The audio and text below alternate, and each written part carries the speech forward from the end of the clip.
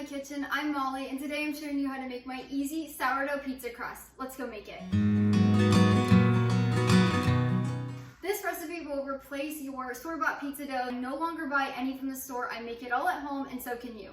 So to get started, we're going to need half of a cup of fed sourdough starter. Now, if you need help feeding your starter and making sure it's strong and active, go down to the description below, and I have a video down there. I have blog posts. I even have free sourdough ebooks to help you. I'll also link a video up here that you can watch if you need a video tutorial as well. So we're gonna add in half of a cup of fed sourdough starter. You could use sourdough discard, but I highly recommend the fed one. It raises your dough and it makes it really fluffy and nice. Next, we'll add in 1 cup of water, 3 tablespoons of olive oil or melted butter, 1 teaspoon of salt, I like to use sea salt, and 2 teaspoons of raw honey, but you could also use a pure maple syrup if you prefer. We are then going to grab a bread whisk, or you can even use just a regular spoon, and we're gonna mix this together just until it's combined. Once it's combined, we're gonna add in 3 cups of all-purpose flour. I like to use an unbleached organic, but you can use any kind you prefer. And then we're going to stir this around just to combine it. Depending on your sourdough starter, your dough will be a little more wet or a little drier than mine. My starter is right now hydrated to 50%, meaning it's fed a 2-to-1 ratio, which I explained down in the description below if you need more help. So if your dough is a little more wet, it's just because your starter hydration is more. If it's a little more dry than mine, it's just because your starter is a little less hydrated than mine. As you begin stirring your dough together, you'll see it kind of coming together in clumps. That's exactly what you want. And when it's about combined completely, you're gonna use your hands to finish it. So we're gonna just use our hands to clean off our spoon or whisk, take any rings off that you have, and then we're gonna use our hands to kind of combine this into a blob. Once you have that combined, you're gonna turn it out onto the counter. You can lightly flour your workspace if needed. And we're going to knead this for 3 minutes on the countertop. You can also use an electric mixer with a dough hook on it. It's up to you, but you can do either one.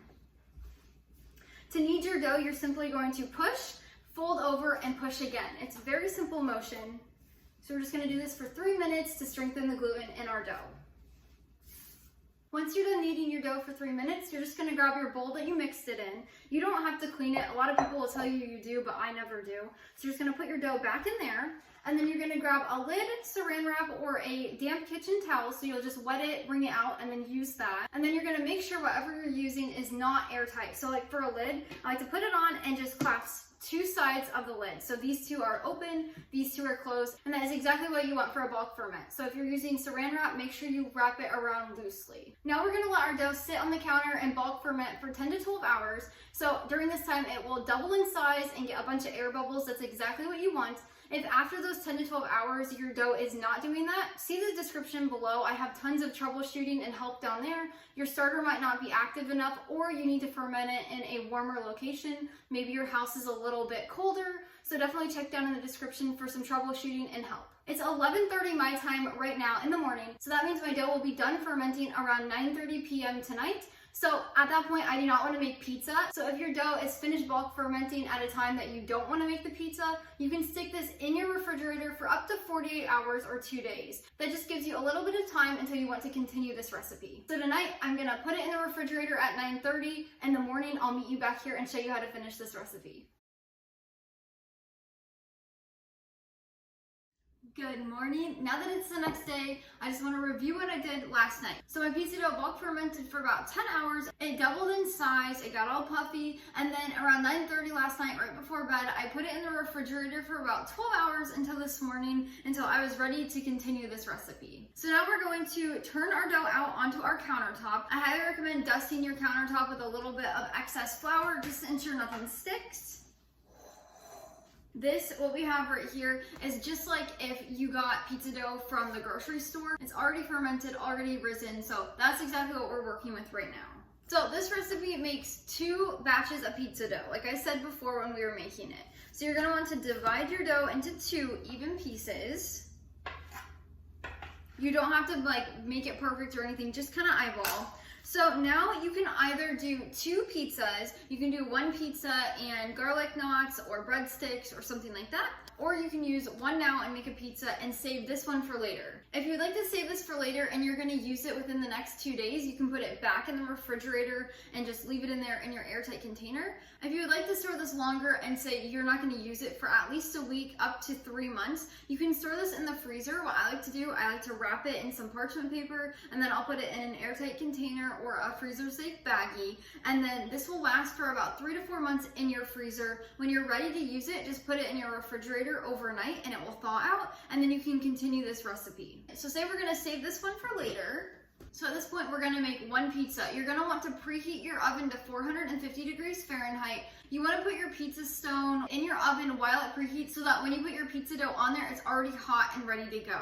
So preheat the oven 450 degrees Fahrenheit with the sheet pan or the baking stone in there. And then next we're going to roll our dough out. You can do this with a rolling pin or you can use your hands to stretch your dough. The thickness is going to depend on how you want your pizza. This will make about a medium-sized pizza. So if you like a thinner pizza crust, roll it out to about 1/4 of an inch. If you like a thicker hand-tossed pizza crust, do about 1/2 of an inch.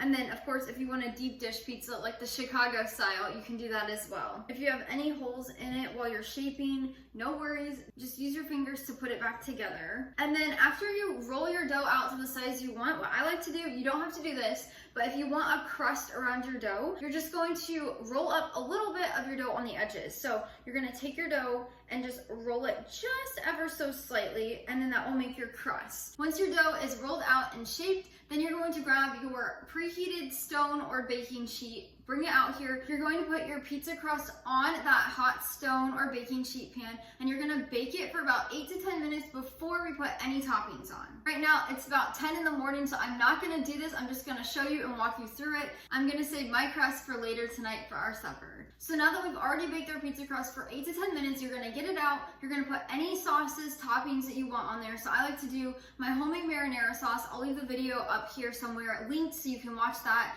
And then I like to add in a bunch of cheese, so I'll do mozzarella cheese, Parmesan, and cheddar. Those are our favorites. And then sometimes we'll do just regular cheese, sometimes we'll do pepperoni. A lot of times I like to add a little bit of onions and bell peppers to my side of the pizza. My husband doesn't like that as much, but I love doing that. And so you can add anything you want on here. One of our favorite supper recipes, I'll link it down in the description below. It's for a Alabama white barbecue chicken bacon pizza. So it's Alabama white barbecue sauce, which is like a mayo-based barbecue, pan-seared chicken, and oven-baked bacon all on top. It is so good. So definitely check that out if you want a pizza recipe idea. But once you have all your toppings and your sauce on here, a little trick that I like to do to make it a little bit more fancy, I take a little bit of dried basil and oregano, I crush them together, I'll add a little bit of salt, pepper, and garlic powder, and then I mix it and I sprinkle it over my cheese and toppings. It makes it taste just like a restaurant's pizza. I highly recommend doing that. Then you can also brush your crust with a garlic butter sauce if you prefer. I'll leave my recipe for my garlic butter link down in the description below. But once you have your toppings and your sauce on here, you've sprinkled it if you wanted with seasoning, you've brushed the edges with garlic butter if you want. You're then going to put your pizza stone back in the oven and bake it for about 15 to 18 minutes until the cheese is bubbly and the crust is golden brown. And that is how you make a sourdough pizza crust or a sourdough pizza. It's so simple and easy. It's way better for you and way better tasting than any dough at the grocery store. Plus you're getting tons of gut benefits from your fermented sourdough crust. I'll leave this full written recipe for my dough down in the description below. Just head over to the blog to print or save it. Until next time, go bring life into your home through the kitchen.